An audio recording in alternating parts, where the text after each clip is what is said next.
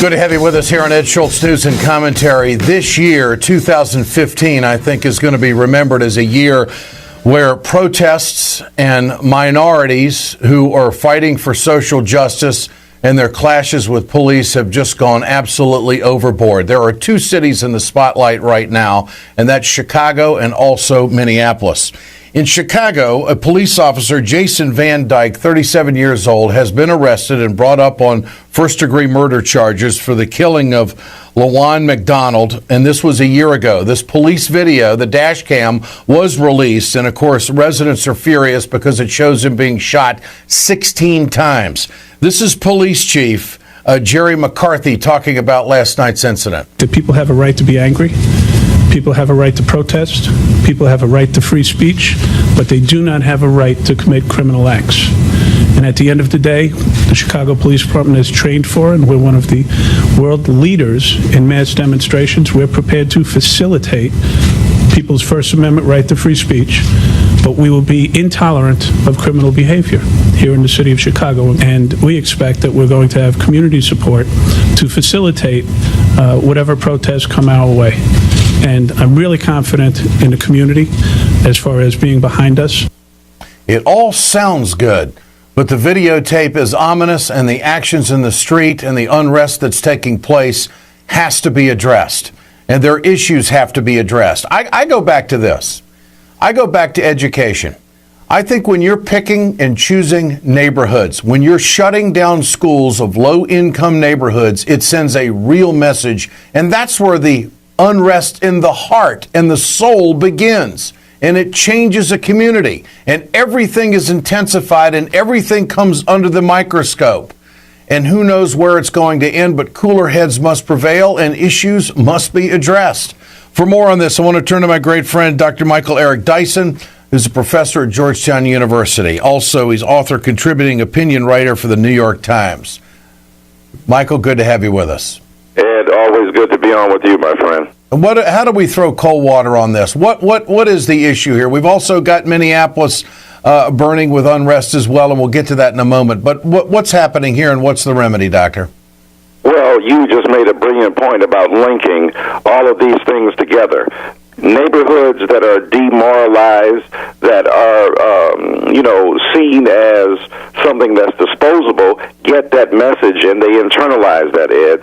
And on top of that, when the police chief says we are intolerant of crime, he means of everyone except perhaps his own police force, because this young man was mowed down in cold blood. The fact is, I wish the police would finally say, he did say that people have a right to be angry and the like, but we are intolerant of. Start with your own police force. Say we are intolerant of this kind of behavior that appears to be morally reprehensible, and we will begin there. And then we will also demand the same thing of the citizens of this particular city. It seems to me that the police are intolerant of the no-snitch policy among citizens in this country, and yet they are tolerant of no snitching among themselves for a year.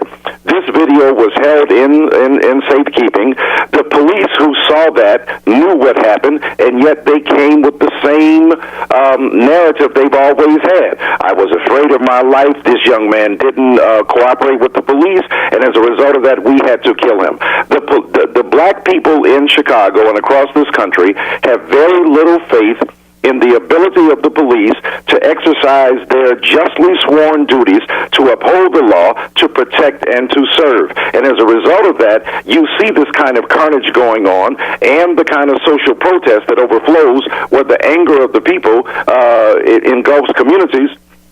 And those legitimate rights, as the police captain said, chief said, and I'm glad he said it, to protest sometimes then transmogrifies and gets real nasty in terms of the lethal intensity of what the people feel. So you said something brilliant here. Let's talk about education of the police department and of the broader citizenry. Let's talk about the economic and social injustice that they confront.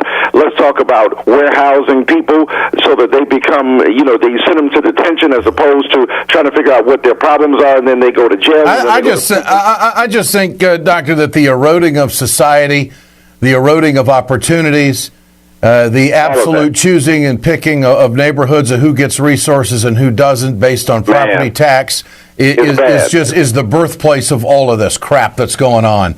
Well, now, there's no doubt about that. And then when people are, in these densely populated areas where little resources are to be had, then you see a predictable outcome of heightened crime and a predictable outcome of the inability of the police to really use community policing to deal with these neighborhoods. Community policing, Ed, has been proved to work far better than bringing in people who have no relationship to a particular community to police it.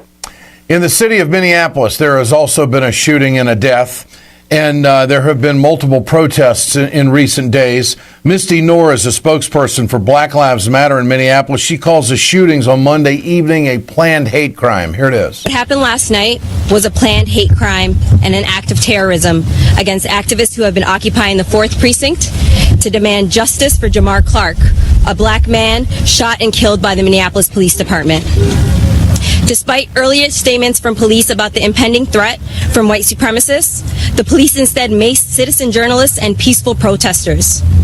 They made disparaging comments to those at the protests instead of taking the threat seriously.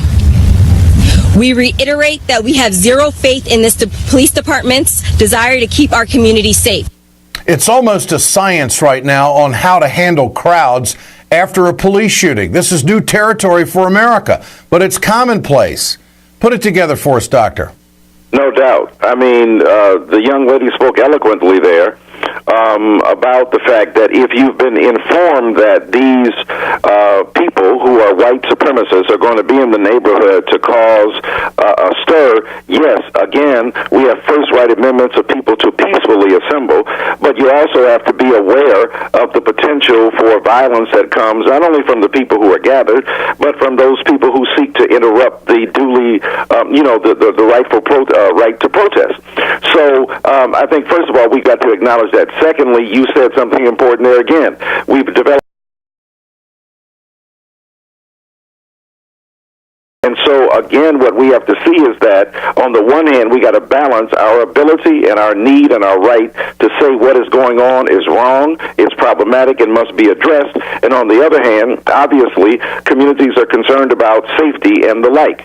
But when you spoke earlier about these same factors being there, lack of resources, lack of public attention, the refusal to acknowledge that what's going on here is wrong. It's like what happened in Katrina, Ed, when we said then, over 10 years ago, that if this had happened in a whiter, richer neighborhood, this kind of thing would not have been tolerated for citizens to be left behind.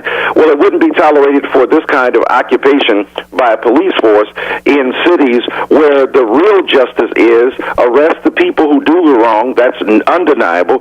At the same time, treat people with human decency and respect.